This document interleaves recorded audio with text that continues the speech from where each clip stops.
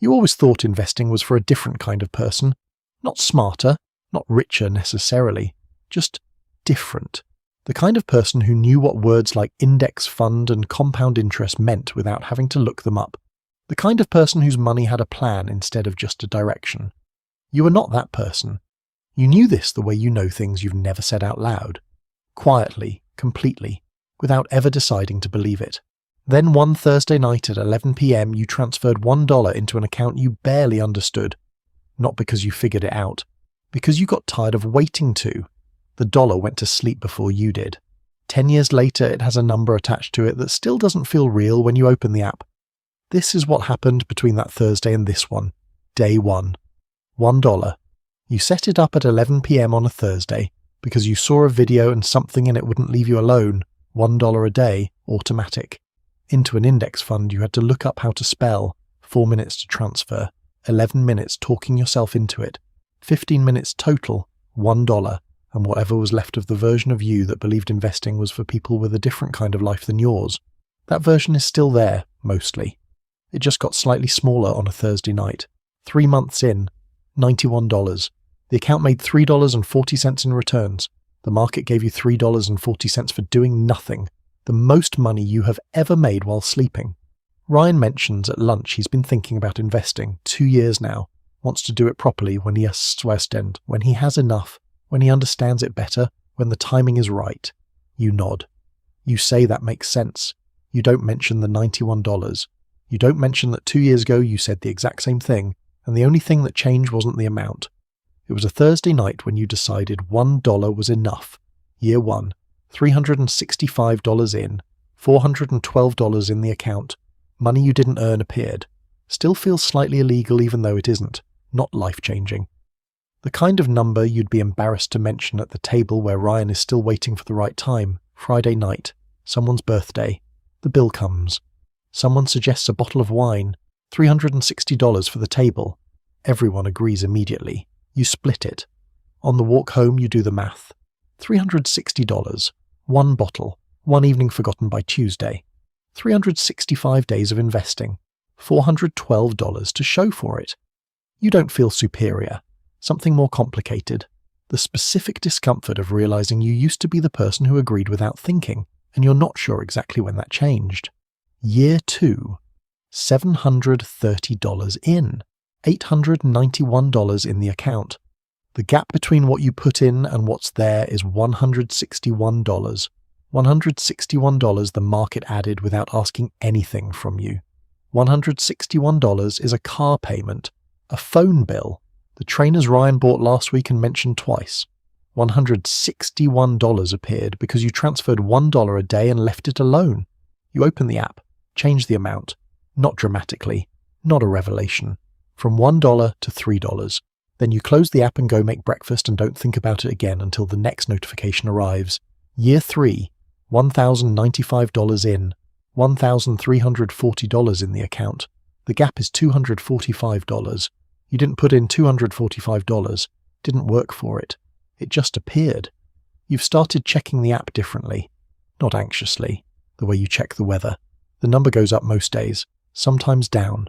You've learned to feel nothing about the down days, which took longer than you expected and happened without you noticing. Sunday afternoon. Your sister calls, wants to talk about money, maybe investing. Hasn't really looked into it. You talk for 40 minutes. Tell her about the Thursday night. The $1.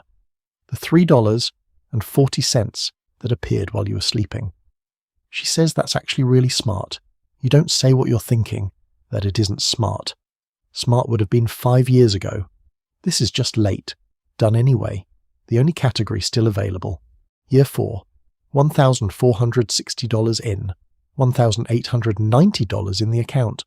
$430 appeared because of a decision made at 11 p.m. on a Thursday 3 years ago that took 4 minutes and felt ridiculous. Ryan finally started last month. $200.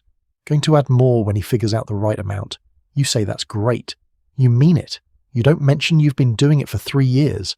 Not because you're hiding it, because the gap between 3 years and 1 month sounds like a judgment when it isn't. You didn't get ahead of Ryan. You just started on a different Thursday. That's the whole difference. Year 5. $1,825 in, $2,480 in the account. This is the year you almost stopped, not because of a crisis, because of nothing, which is worse. A Tuesday in February where you looked at the number and felt nothing. Just a number on a screen that had been a number on a screen for 5 years. You moved $400 out for something you've already forgotten. Told yourself you'd put it back next month. You didn't. 3 months passed. Then a Thursday evening, different Thursday, same 11 p.m. You looked at what $400 would have become. $431.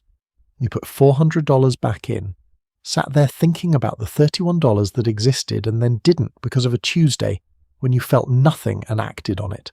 Not the number. The feeling of a decision that cost more than it looked like while you were making it. Year 6. $2,190 in. $3,210 in the account. Over $1,000 the market added. Your sister has been investing 3 years now. Started 2 weeks after that Sunday call.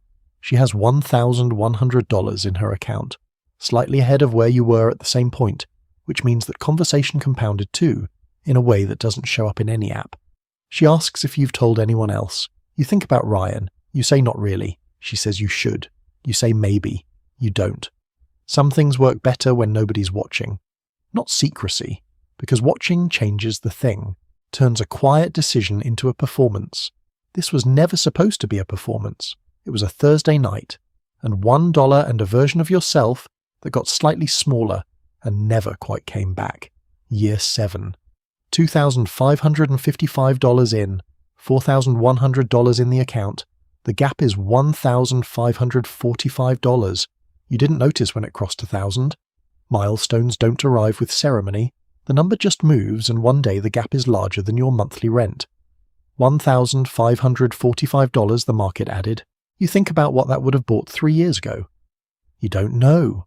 It would have left the way money left before Thursday, in small amounts, toward things you can't picture anymore. Year 8. $2,920 in, $5,200 in the account. Ryan quit investing. Mentioned it casually. Didn't get around to it for a few months. Felt like starting over. Stopped. Going to get back when things settle. You think about year 5. The $400 you moved out. The Tuesday you felt nothing and acted on it. The $31 that disappeared. The difference between you and Ryan isn't intelligence, isn't income, isn't discipline like it's a trait some have and others don't. The difference is you put the $400 back in. That's it.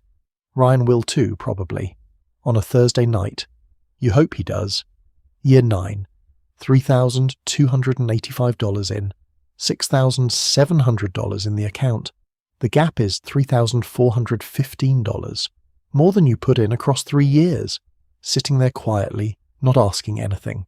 Your sister calls. She has $4,800 now, told her friend. Her friend started last month, $1 a day, into an index fund she had to look up how to spell. You laugh. You think about Thursday nights. How many there are. How many people at 11 p.m. right now looking at something that won't leave them alone, deciding whether $1 is enough. It is. It always was. Year 10. $3,650 in. $8,400 in the account. A Thursday morning. 10 years from the Thursday it started. $8,400. You put in $3,650. The market added $4,750. More than you contributed. The gap crossed the amount you put in. Money making more money than you're adding. You don't post about it. Just sit with it. The quiet satisfaction of a decision that looked embarrassing for a long time and stopped somewhere around year 4 without you noticing. Not life-changing, not retirement, just proof that Thursday happened. That $1 was enough. That the version of you that believed investing was for people with a different kind of life got slightly smaller that night and kept getting smaller. $1 at a time for 10 years. Somewhere right now, someone is at 11 p.m. looking at something that won't leave them alone. Doing the math. $1. Too small. They're going to close the app, or open a different one, put in $1, and go to sleep while it doesn't. 10 years from now, one of those is $8,400. The other is still waiting for the right time. If you've watched the video on taking a loan to look rich, you already know both sides. Money moving toward you versus away. Same months, different Thursdays. You didn't start with $1. You started with the decision that you were the kind of person who could. Tell me something. What's stopping you from making that decision this Thursday? Not what you'd invest in, what you're waiting for.